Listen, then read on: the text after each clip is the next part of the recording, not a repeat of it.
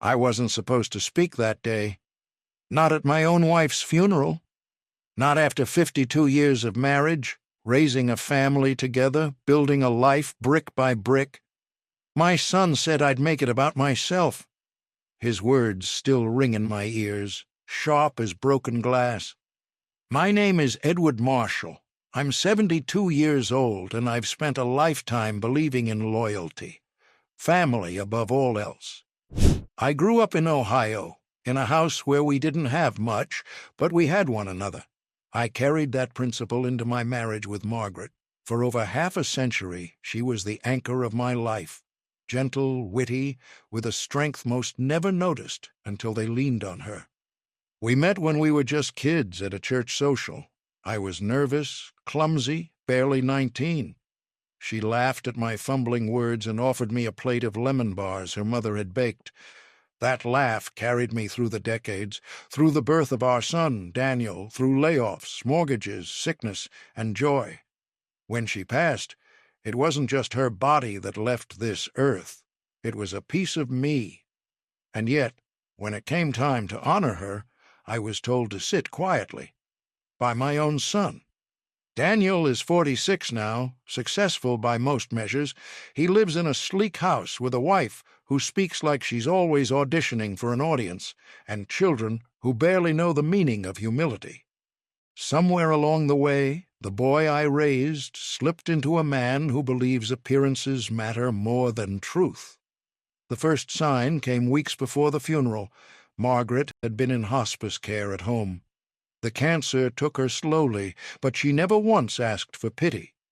One night, when the house was still and the morphine dulled her pain, she whispered to me, "Edward, promise me something. Don't let Daniel and Claire turn this into a performance. My life was not a stage. I promised, and I meant it." But 2 days after she passed, Daniel sat across from me at the kitchen table, the same table where Margaret once served Sunday roasts and birthday cakes, and cleared his throat. "Dad," he said, his voice clipped, professional, "we've been talking about the service. Claire and I think it would be best if you didn't speak." I stared at him, certain I'd misheard. "What do you mean, don't speak? She was my wife." He shifted uncomfortably but didn't waver. "You get carried away sometimes. Emotional. Mom's funeral should be about celebrating her, not about you. Not about me. I'd buried friends, parents, even siblings, but nothing prepared me for the sting of being told I couldn't speak for the woman who shared my bed, bore my child, and held my hand when the world collapsed. I loved her longer than anyone," I whispered. "If anyone should—" "Dad." His tone sharpened. "Please, let us handle this. You'll thank me later." But I didn't thank him. I sat there, staring at my son's face, searching for the boy who once clung to my neck after nightmares. Instead, I saw a man who looked at me as if I were an inconvenience, a potential embarrassment.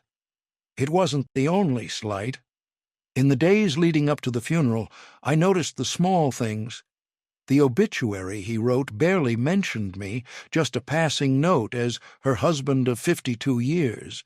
No detail of our life together, no acknowledgement of the sacrifices we'd made. At the viewing, Daniel positioned himself at the center, shaking hands, accepting condolences as though he were the grieving widower. Claire stood by his side, draped in black silk, whispering to guests about her dear mother-in-law with a practiced sorrow that felt more like a performance than grief. I stood quietly in the corner, ignored. But grief has a way of sharpening memory. And in those quiet hours, I remembered something Margaret had told me months before she passed. One afternoon, when her strength was failing, she asked me to fetch a small wooden box from the back of her closet. Inside was a sealed envelope with my name on it. "When the time comes," she said, her voice trembling but firm, "you'll know what to do with it." At the time, I couldn't bring myself to ask questions. The sight of her handwriting on that envelope was enough to break me. I placed it in my desk drawer, untouched, waiting. Now, as my son stripped me of the right to speak at her funeral, I began to wonder, was this what she meant? I didn't yet know what the letter contained, but I knew Margaret. She never did anything without reason. And if she had left me words for after her passing, then perhaps it was meant to answer the silence Daniel was forcing on me.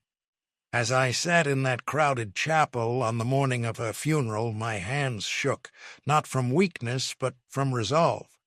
My son thought he'd silenced me. He was wrong. Margaret would speak. Through me. Through the letter. Margaret and I had built our life on simple things. A modest home, dinners at the same oak table, vacations that never stretched further than a rented cabin by the lake. We never needed extravagance. Love and trust had been enough. At least, that's what I thought. Daniel grew up in that house. He used to run barefoot in the yard, chasing fireflies while Margaret called him inside. I can still see her leaning against the doorway, apron dusted with flour, smiling as though the world outside our little home didn't matter. For years I believed we'd passed on those values of humility and honesty to him. But children don't always carry forward the lessons their parents lived. Sometimes they trade them for something shinier. I first noticed the change in Daniel when he went off to college. He came back his freshman year with expensive clothes and a sharper tongue. Margaret brushed it off. "He's just finding his place," she'd said, but I knew. The boy who once shared comic books with me at the kitchen table had been replaced by someone who measured worth in brands, status, and appearances. Claire, his wife, only magnified it. She came from a family that flaunted money like a badge of honor. The first time she stepped into our home, she wrinkled her nose at the worn carpet and mismatched china. Margaret, ever gracious, ignored it and offered her tea. I pretended not to notice, but it stung. Over the years, Claire's influence over Daniel grew stronger. He became more distant, visiting less often, calling only on holidays. Margaret never complained. She'd simply say, "He's busy. Life pulls people away." But I could see the way her eyes lingered on the phone, waiting for it to ring. The betrayal didn't happen all at once. It was gradual, like water seeping into the cracks of stone, slowly eroding what had once been unshakable. When Margaret's illness began, I expected Daniel to step forward, to shoulder some of the weight. Instead, he kept his distance. "Hospitals make me uncomfortable," he admitted once, as if his comfort mattered more than his mother's pain. Claire filled the silence with platitudes, telling anyone who asked that they were managing things from afar. Managing, as though love could be outsourced. I didn't argue then. Margaret needed peace more than conflict, but a part of me filed those moments away, each one a quiet cut. The first real confrontation came during the planning of the funeral. It was 3 days after Margaret passed.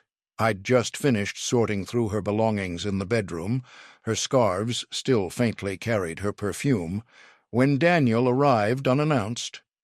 He strode into the living room, a folder tucked under his arm.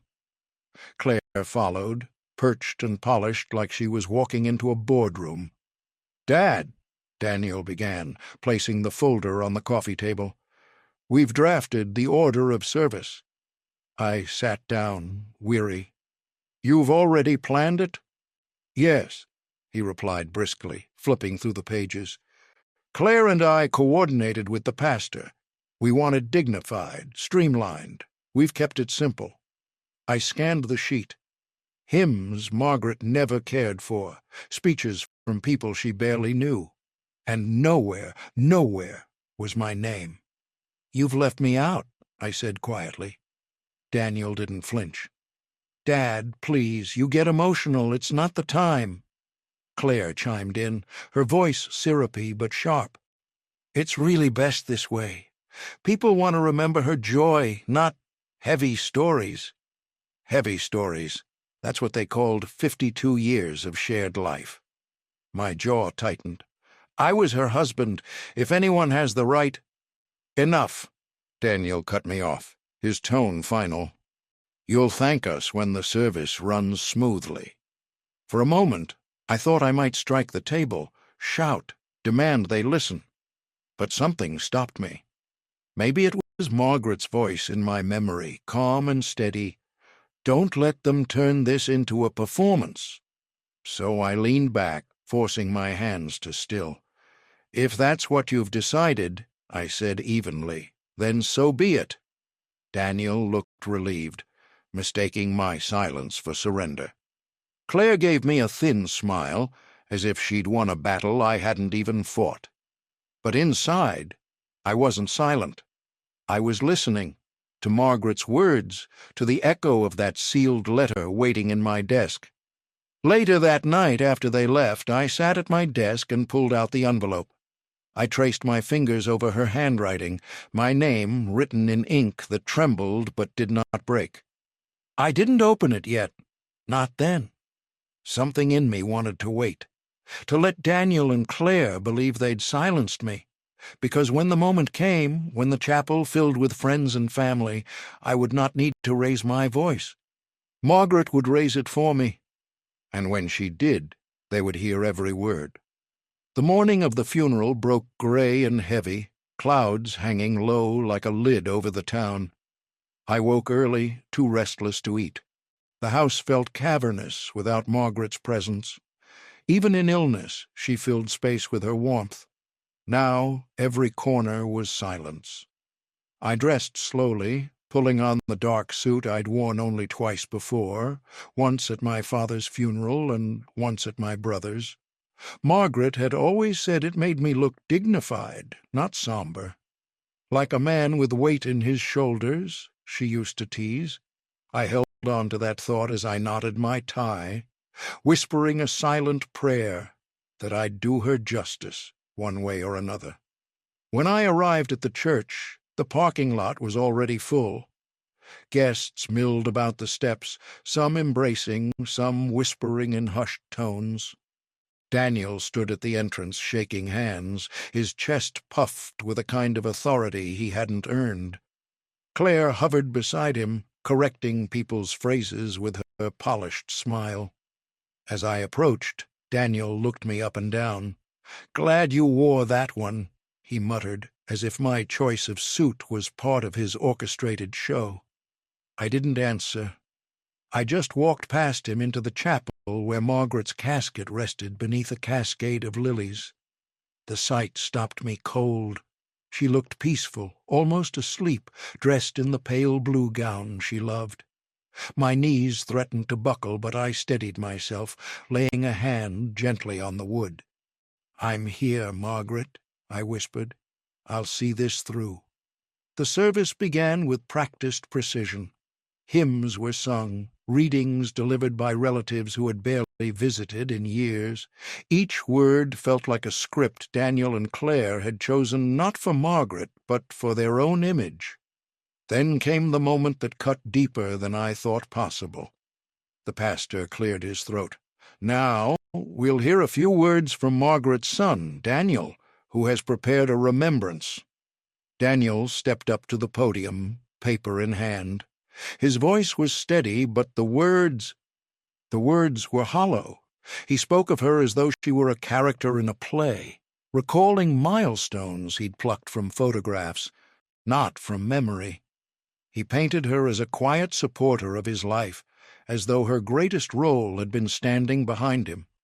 Not once did he mention the nights she stayed up sewing costumes for his school plays. Not once did he recall the mornings she woke before dawn to pack his lunches. Not once did he speak of her laughter, her stubborn streak, her faith. He made her sound like a footnote to his own accomplishments. I clenched my fists in my lap, nails digging into my palms. Around me, guests nodded politely, taking his words at face value. Only a few, old friends who knew her true spirit, shifted uncomfortably, their eyes flicking toward me. When he finished, the pastor thanked him warmly. Then he glanced at his notes and announced the next speaker, Claire. She glided to the podium in her designer dress, her grief rehearsed. She spoke of Margaret as a woman of grace who welcomed me into the family. But even that felt self-serving, turning the eulogy into a stage for her own importance. Each sentence was another theft, stealing Margaret's memory, twisting it into something convenient, and all the while I sat in silence, barred from speaking, rage building inside me like a tide. By the time the pastor closed his Bible, I thought my chest would burst. He began to step away from the podium, ready to move on, when I rose from my seat.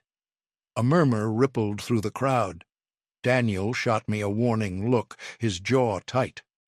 Claire's eyes narrowed. "Dad," Daniel hissed under breath, "sit down." But I didn't. I walked slowly to the front, every step deliberate.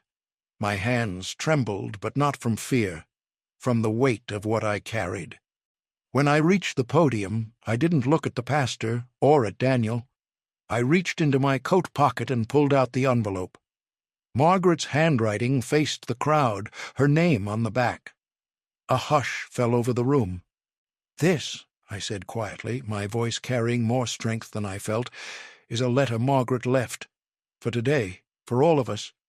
Gasps rippled. Daniel's face drained of color.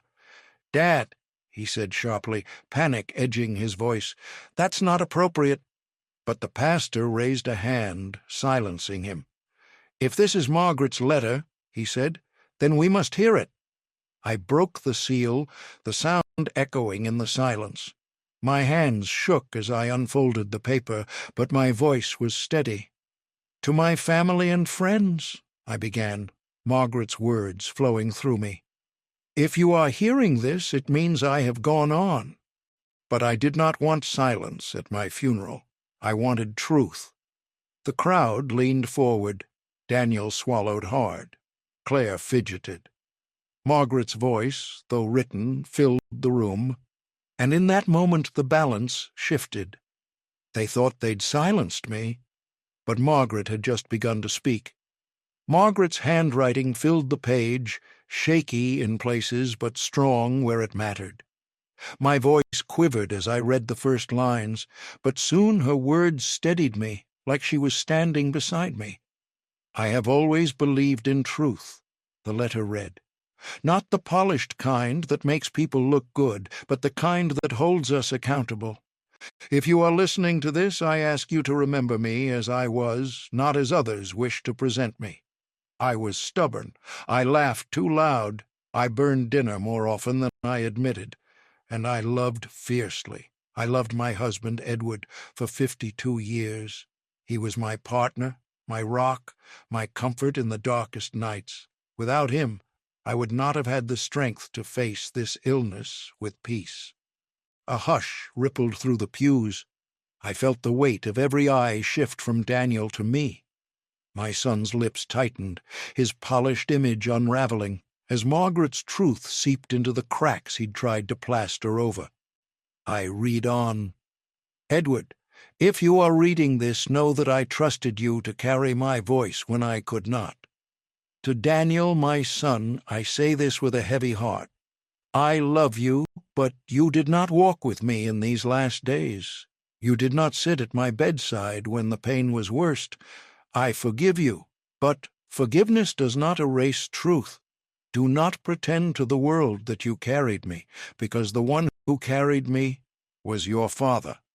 The crowd audibly shifted. Someone gasped. An elderly cousin shook her head slowly, eyes fixed on Daniel. I looked up just long enough to see his face flush crimson. He mouthed something at me. "Stop," but I pressed on. "Claire, I welcomed you into our family because I wanted my son happy. But I also want honesty. You stood back when I needed closeness. Appearances mattered more to you than presence. That may serve you in society, but not here. Not today." Claire's hand shot to Daniel's arm, her nails digging into his sleeve. She stared at me with fury, but she couldn't undo Margaret's words. I folded the letter carefully and placed it on the podium. The room was silent, save for the sound of people shifting uncomfortably, grappling with what they'd just heard. "Those," I said softly, "were Margaret's words. Not mine. She wanted truth. Now you have it." I stepped back from the podium and returned to my seat. My hands trembled, but my chest felt lighter. Margaret had spoken, and her voice carried farther than mine ever could. The service moved on, but the atmosphere had changed. The polite veneer Daniel had orchestrated cracked. Murmurs buzzed through the pews, questions hanging in the air like smoke. Afterward, in the reception hall, people approached me with quiet respect. Old friends clasped my hand, tears in their eyes. "She was right," one whispered. "You were there for her. We all saw it." Daniel, on the other hand, lingered near the refreshment table, shoulders stiff, face pale. Claire whispered furiously in his ear, her mask slipping as she snapped at the children who tugged at her dress. "I didn't confront them then. I didn't need to." The letter had already done the first strike, clean, undeniable, public. But later, as I stood by the window watching the rain streak down the glass, Daniel approached. His jaw was clenched, his voice low. "How dare you?" he hissed. "That was private. You humiliated me in front of everyone." I met his glare with calm. "Those were your mother's words, not mine. If they humiliated you, perhaps you should ask why." He shook his head, his composure unraveling. "You've ruined everything. People will think—" "Think what?" I interrupted. "That your mother wanted honesty? That your father loved her? If that ruins you, Daniel, maybe your foundation was too fragile to begin with." He faltered, searching for words. Claire appeared at his side, her eyes narrowed. "This isn't over," she said coldly. I didn't answer. I didn't need to, because in that moment, Margaret's voice had shifted the power. Daniel had tried to silence me, but she'd given me back my voice, stronger than ever. And deep down I began to realize something. This wasn't just about the funeral. It was about legacy, about what Margaret and I had built over a lifetime, the home, the savings, the modest investments we'd made carefully, quietly. Daniel and Claire had been circling those things for years, their greed barely hidden. The funeral wasn't their final act. It was only the opening scene. I returned home that night and placed the letter back in its wooden box. But this time, I didn't feel sorrow. I felt resolve. Margaret had given me more than her goodbye. She'd given me the permission, no, the command to defend the truth of our life. And I intended to honor it. The days after the funeral felt heavier than the funeral itself.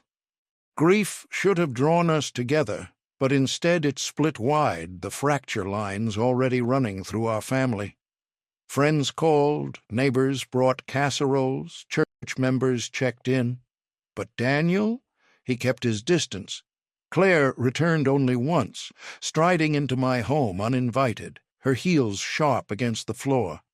She carried herself like the new matriarch, her eyes sweeping over the living room as though she were cataloguing what would soon be hers. "Edward," she said, her voice coated in sympathy that didn't reach her eyes, "we should discuss arrangements. It's time to think practically. The house, the accounts. Daniel and I can manage those things for you now." I stared at her. "Manage them?" "Yes," she continued smoothly, perching on the edge of the sofa. "You're getting older. It's a lot for one man to handle. Daniel has experience, and I can take care of the paperwork. We want to make sure nothing gets misplaced." There. It was not even a week since Margaret was laid to rest, and already they were circling like vultures. "This house," I said slowly, "was built by Margaret and me. These accounts, this life, we carried them together. Why would I hand them to you?" Claire's smile faltered, but only for a second. "Because it's sensible, and because Margaret would have wanted Daniel to carry the family forward. Her words struck me like a slap. Margaret's letter still burned fresh in my memory. Do not pretend to the world that you carried me, because the one who carried me was your father. I leaned forward. Margaret already said what she wanted, Claire. You just didn't like hearing it. For the first time, she was silent. When Daniel arrived later that evening, he tried a softer approach. He sat at the kitchen table, the same place he'd told me not to speak. "Dad," he began, rubbing his temples, "we got off on the wrong foot. Mom's letter, it wasn't fair." "Fair?" I asked quietly. "Yes," he said, his voice hardening. "She was sick, not in her right mind. You shouldn't have read it out. You embarrassed me." I took a long breath. She was clear. Her mind was sharp until the end. Those were her words, Daniel, not mine. He slammed his hand on the table, the sound echoing in the empty kitchen. "You think you're the victim here? I'm the one who has to face people after what you pulled. You made me look like I abandoned her." I met his anger with steady calm. "Did you sit by her bed when she asked? Did you hold her hand when the nights were long?" His silence answered for him. "You chose comfort over presence," I said softly. "Don't blame me for the truth." His jaw worked, but no words came. Finally he stood, muttering, "You'll regret crossing me." I didn't reply, but deep inside I knew we had crossed a line we couldn't return from. The following week, letters began arriving in the mail legal paperwork Daniel had drawn up, disguised as suggestions. One proposed that I sign over financial management to him. Another suggested a shared ownership of the house.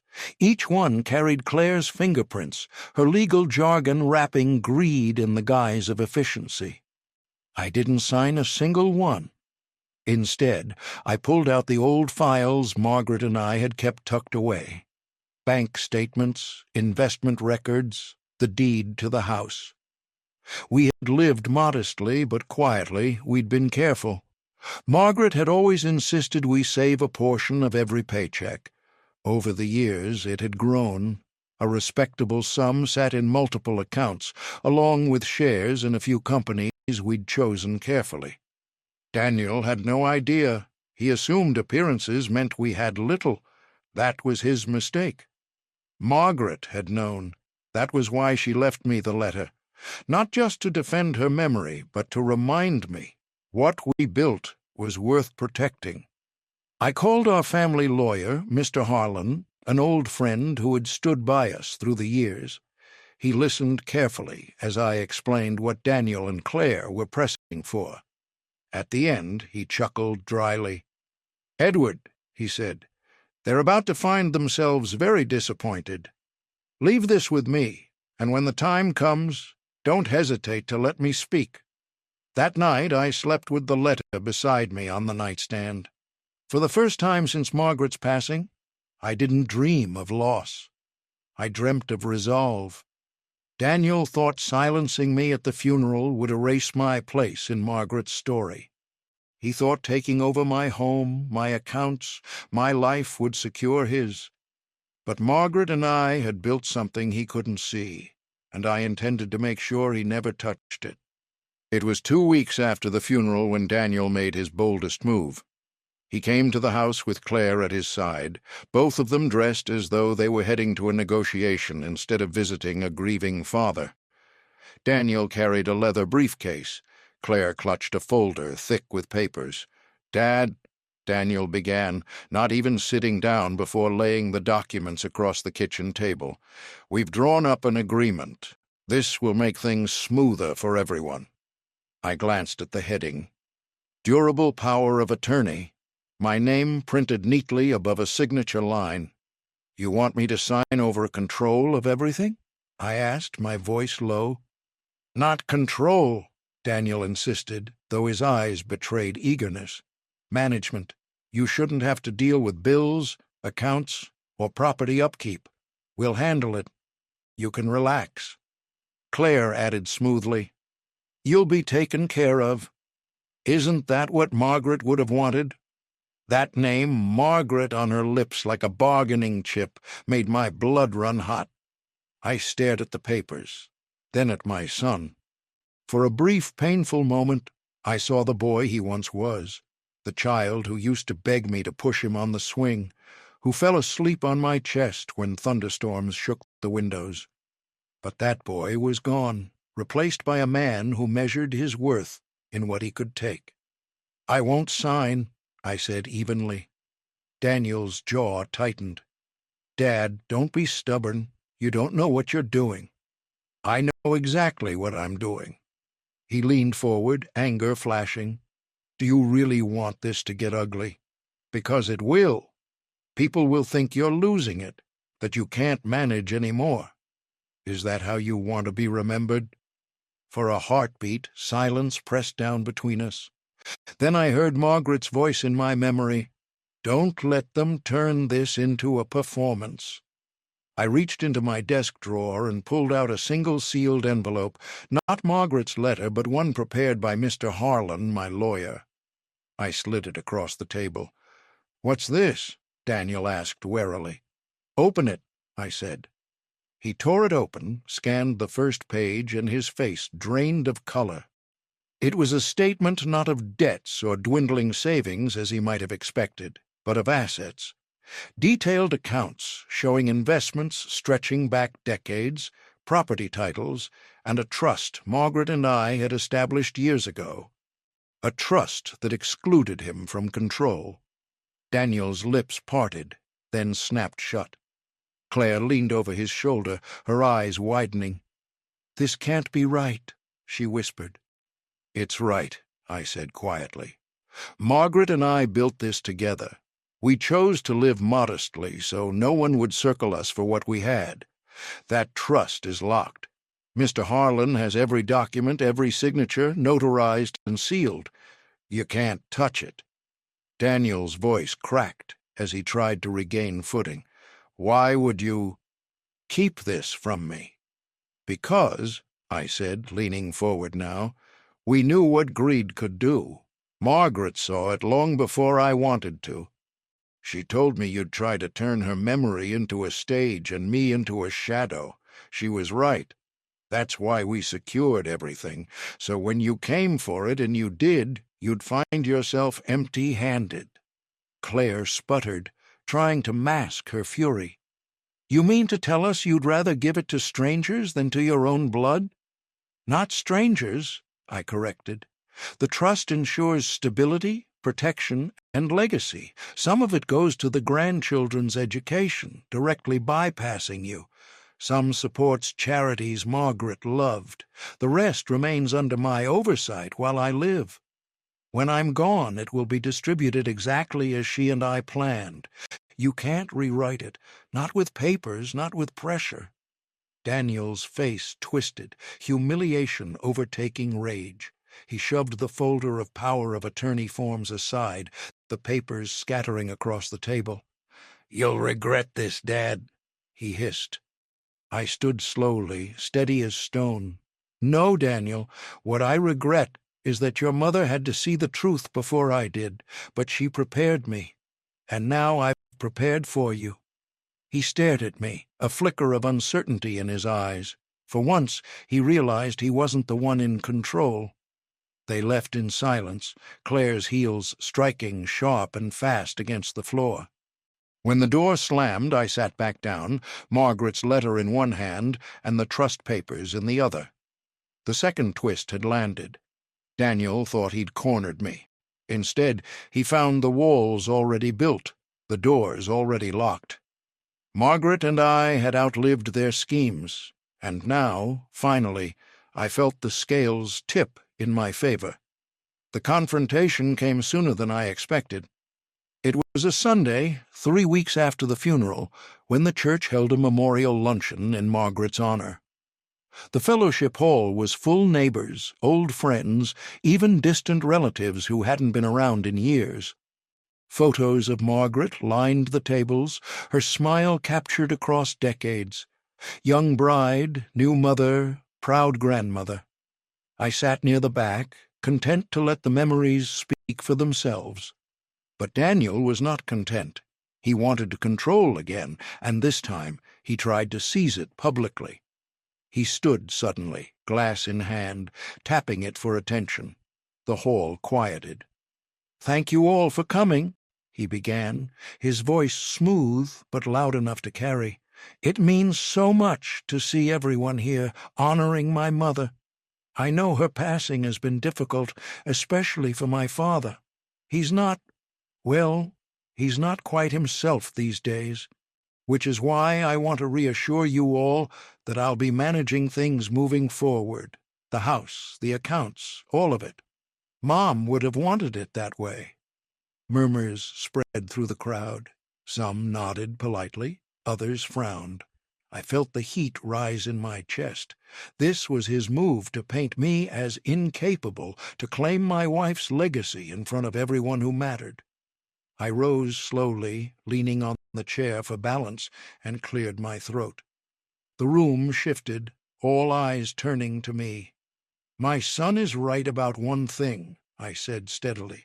"This has been difficult, but he's wrong about something far more important. I am not incapable, and Margaret's legacy is not his to manage." Daniel stiffened. "Dad!" "Sit down, Daniel." My voice cut sharper than I expected. "You had your say at the funeral. Now it's my turn." The hall hushed. People leaned forward, tension thick in the air. I reached into my jacket and pulled out a small folder, copies of the trust documents Mr. Harlan had prepared. I laid them on the table in front of me, then looked out at the faces of our community. Margaret and I lived modestly. Many of you know that, but what you may not know is that we saved carefully, invested wisely, and built something together. We did it quietly because we believed our worth wasn't measured in what we showed, but in what we lived. And we decided together how it would be cared for when she was gone. Daniel's face blanched. Claire grabbed his arm, whispering furiously, but I continued. "This trust," I said, tapping the folder, "protects everything. Our home, our savings, our investments. It ensures scholarships for our grandchildren, support for causes Margaret cherished, and security for the rest of my days.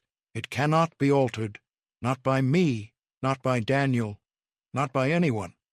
Gasps rippled through the room. A cousin muttered, "Good for them." An old friend nodded firmly. Daniel's composure cracked. "You're humiliating me," he snapped, his voice rising. "You think this makes you look strong? It just makes you look bitter." I met his glare calmly. "No, Daniel, this makes me look prepared, and it makes you look exactly as your mother described. Absent when it mattered, present only when there was something to gain." The words landed like a hammer. Daniel flushed deep red, his fists clenched at his sides. For a moment, I thought he might lash out physically, but then the room's silence pressed down, the weight of every watching eye holding him in check. Claire tried to salvage it. She stood, smoothing her dress, and forced a laugh. "Edward, really, this is unnecessary. People don't need all these details." I turned to her. "On the contrary, people needed to hear Margaret's truth at her funeral. And today they need to see that her truth has teeth. This family will not be rewritten for appearances or greed." The applause came slowly at first, a few claps from the back, then more, until the whole hall filled with the sound. Not raucous, but steady, supportive, final. Daniel stood frozen, trapped in humiliation he could no longer disguise. He grabbed Claire's arm, muttered something under his breath, and stormed out. I sank back into my chair, exhausted but steady. Across the hall, people came forward, shaking my hand, squeezing my shoulder, telling me Margaret would have been proud. For the first time since she passed, I believed them. That night, alone in the quiet house, I placed Margaret's letter back into its wooden box. I sat for a long time, staring at her handwriting, the last words she'd ever leave me. "You were right, Margaret," I whispered, "about Daniel, about truth, and about me. You gave me the strength to fight when I would have stayed silent." I leaned back, closing my eyes, letting the silence settle. It wasn't empty anymore. It was filled with her presence, her wisdom, her love. Daniel had tried to take my voice, but in the end Margaret gave it back, and with it she gave me peace. In the weeks that followed the confrontation at the luncheon, a quiet settled over my life. Not the heavy, suffocating silence of grief, but a steadier one, the kind that comes after a storm has passed, when the air is clear and you can finally breathe again. Daniel did not return. Claire sent one curt message through email, a thinly veiled accusation that I had shamed the family name. I didn't bother replying. My family name wasn't hers to define, and it certainly wasn't Daniel's to control. It belonged to Margaret and me, built over 5 decades of love, hardship, and resilience. The truth had already been spoken, publicly and undeniably. There was no taking it back. Neighbors stopped by more often, sometimes just to check in, sometimes with warm meals and old stories of Margaret. Church friends lingered after services, telling me how much her letter had moved them, how they admired her courage even in death. Their words reminded me that legacy is not measured in possessions or polished speeches, but in the ripples we leave behind. At night, I often sat in Margaret's favorite chair by the window, the wooden box with her letter beside me. I didn't reread it often, I didn't need to. Every word was etched into me now, but I liked having it close, as though her voice could still reach across the veil and steady me when doubts crept in. Because there were doubts. Grief doesn't disappear simply because you win a battle. I still woke some mornings reaching for her hand across the bed. I still caught myself turning to tell her something trivial about the weather or a robin on the fence before remembering she wasn't there. But alongside, the grief was pride. Margaret had trusted me with her final words, and I had delivered them. Not perfectly, not without trembling, but with the steadiness she had always believed I carried. And in doing so I had found my own strength again. One afternoon my lawyer, Mr. Harlan, came by with the final confirmation that all documents were secured beyond challenge. He handed me a copy of the trust, nodded firmly, and said, "Edward, you did right by her. They can't touch this. It's ironclad." I thanked him, and after he left, I sat with the papers spread before me. I thought about the irony Daniel had spent years chasing status, desperate for recognition, and yet everything he truly wanted was locked away, out of reach. Meanwhile, what Margaret and I had valued most was never money at all. It was honesty, fidelity, love. Those things Daniel had discarded, and in doing so, he'd lost far more than any inheritance could replace. One evening, as the sun sank behind the trees, my granddaughter Lily knocked on the door. She was only 12, shy but thoughtful, with Margaret's same quiet strength in her eyes. She held a notebook in her hands. "Grandpa," she said softly, "Mom and Dad were arguing again. I wanted to come here." I welcomed her in, made her cocoa the way Margaret used to. She sat at the table, scribbling in her notebook, while I watched the steam curl upward. Finally, she looked up at me. "Grandma was really brave, wasn't she?" she asked. I swallowed hard. "Braver than anyone I've ever known?" She nodded, as if confirming something she already believed. Then she smiled faintly. "I want to be like her." My chest tightened, but in a good way. Margaret's legacy wasn't just protected on paper. It was alive, breathing, carried forward in the hearts of the grandchildren who had seen her truth. That was something Daniel could never erase. After Lily left that night, I sat again in the quiet and realized something. Grief had taken Margaret's presence, but not her voice. Her letter had ensured that. Her courage had ensured that. And because of her, I had learned that silence is not the same as defeat. Sometimes silence is just the pause before the truth is spoken. I wasn't supposed to speak that day. Not at my own wife's funeral. But in the end, I didn't need to. Margaret spoke for us both. For us both. For us both.